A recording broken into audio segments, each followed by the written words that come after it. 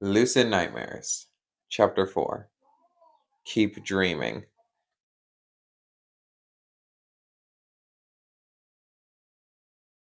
After saying those words, "So please, allow us to help you rid you of your cursed nightmares." Those were the exact words that girl, Laura, said, leaving Luke in a silent hesitation. Seeing his reaction, Laura took her leave, allowing him to answer at a future date. After this, not much else could be said. Luke went home and drank one of his previously bought energy drinks and pulled an all-nighter once more. The only interesting thing that happened was with his talk with Leo. Luke explained to Leo what Laura told him and how Leo gave away his business without his say-so. Leo evaded talking about it and moved on to Laura helping him. The conversation was essentially, her grandpa owns a shrine at the edge of town, not too far from here. And we did just get a book on sleep demons. It wouldn't hurt to try. Yeah, something like that, anyways. Honestly, he couldn't really focus on Leo's words or just about anything. Honestly, after having that energy drink, his symptoms have gone a lot worse. Yeah, it was fine at first. His body felt awake and able to do anything, but it wore off quickly, reverting him back to his original, in shock, awake form.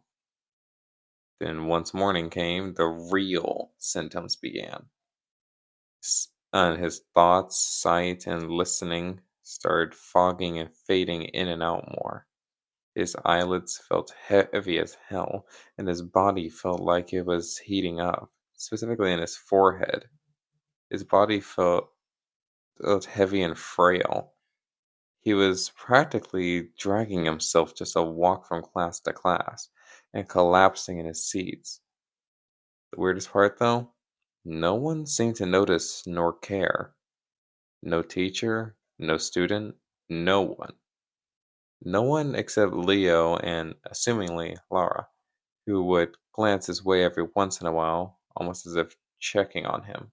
Luca didn't trust Laura. Who just transfers to another school, asks about a boy's nightmares of who she didn't even know, and then just so conveniently finds said boy at the same day at the convenience store with the answers he's been looking for over a month.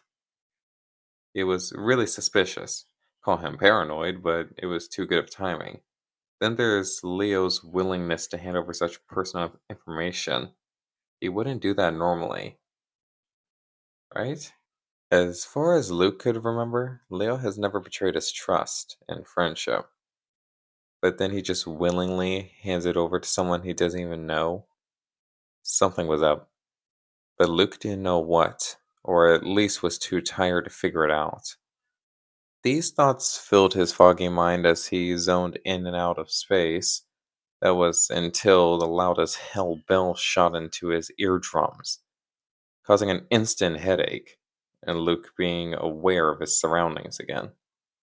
To get away from the ring as loud as thunder, Luke instantly got up from his seat, nearly falling over, grabbed his heavier than yesterday books, and left the school building. He walked his way home, head feeling woozy and tired, legs feeling like they might actually collapse this time, and the unhelpful feeling that his backpack was full of bricks. Of course, they were just books, but still. The boy kept walking as his eyes kept trying to shut and drift off to the realm of sleep. But no, and it was way too dangerous to do something like that. So Luke instead fought this drowsiness and kept himself awake. His eyes kept fighting equally as hard, but Luke kept up, nearly tripping over himself, until he saw something. As his eyes began to blink, Luke saw the shadowy entity smiling at him in the neighbor's yard. Before he could register what he just saw, Luke's eyes fought to stay closed, and in that struggle, Luke heard the sound of blaring truck horns rushing towards him. Luke's eyes shot open as he fired himself to the side, crashing into someone's fence. His eyes now forced open, revealing the sight of no truck anywhere to be seen.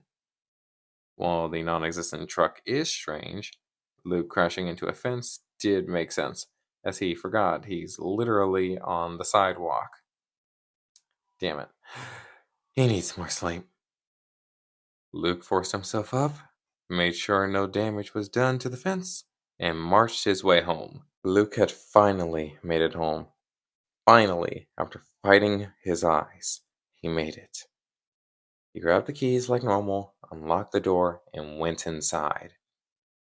As soon as he went and locked the door, he felt calmer, at ease. Finally, somewhere where he felt safe again. Right at home.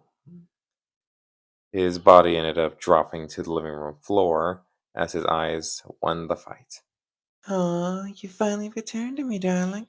I've been waiting patiently. The boy's eyes shot open in an instant. He was laying at his desk in school. The classroom was empty and it was dark. It gave a slight glow of gray. Luke got up from his seat, causing a loud creaking as he stood up. As he stood there, he swore he heard sounds, whispers from afar. God damn it. It finally happened. All it took was 3 days and a few energy drinks, and he fell faster than the light itself. The whispers continued. Luke laid his eyes on the only exit. He could jump out the window, but he assured himself it would hurt like hell, the demon wouldn't let him die, and he still wouldn't wake up. So that's a no. Once again, stupid idea, but he's in danger either way. So he made his way to the door. The handle wasn't freezing cold, so that's a sign. Just a sign. He slowly opened the door and peered inside, but it was the same hallway as always.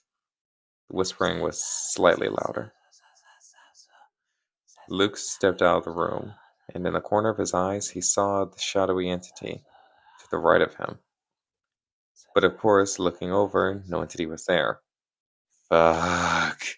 This is so stupid. But with no other leads, or way to go really, he headed in its direction, like every idiotic horror movie protagonist. He could hear every step he made as he wandered around the darkness of the school building. Eventually, he reached the end of the hallway, and to a flight of stairs leading to the upper floor. The whispers got clearer. Luke walked up the stairs, slow and cautious. The whispers got louder. He reached to the top of the stairs, and up them were silhouettes. Silhouettes of people he felt was familiar, but he didn't recognize them anymore. As soon as he stepped foot into the hallway, all the silhouettes stopped and stared at him. The whispering stopped. They just stared at him with their white bead-like eyes, some of pink shade, waiting. It was like they were anticipating something, waiting for him to give a response to something he didn't know. Then, when they realized he wouldn't respond, their slit mouths formed again, and whispers continued, louder than before, alongside the sounds of snickering and laughing. Luke continued forward.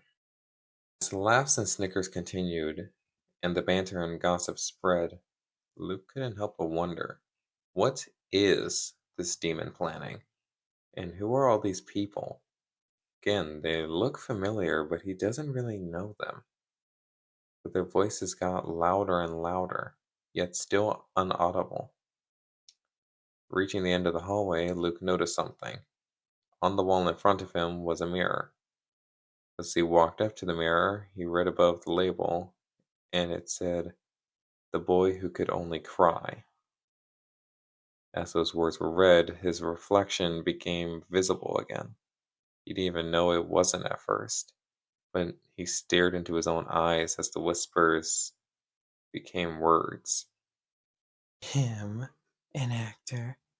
as his mind got waterlogged too. Why try with only a voice that sounds like a broken in horse, throat and mind, drowning in a fantasy. Why fame with a broken brain and voice under strain? Luke wouldn't tolerate it, so he turned around to face them all and spoke his truth. Or tried. He tried to speak, but he could only muster gasps and chokes. Why? Where was his voice? Where had it gone? His throat felt as if it was missing or replaced with sandpaper. He tried and tried, but no sound came out. This has never happened in his nightmares before. Why now? As he choked on the words which wouldn't come, a clearer voice appeared. Pathetic. A silhouette of a very familiar girl appeared before him. To think someone such as you could ever hope to be on my level. Pathetic. With and before your injury, it was foolish to even try. Luke tried to fight back, but his voice wouldn't let him. He only gagged. A bit far behind the girl was a silhouette of someone he actually recognized, Leonard. Luke reached out for him, extending his arm for his help, even if he was just a silhouette.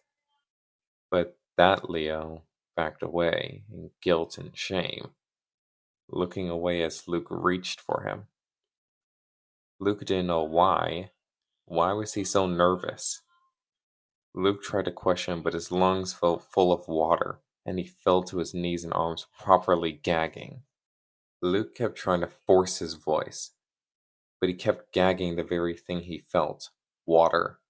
Tons of water shot out of his throat as the silhouettes began to fade away.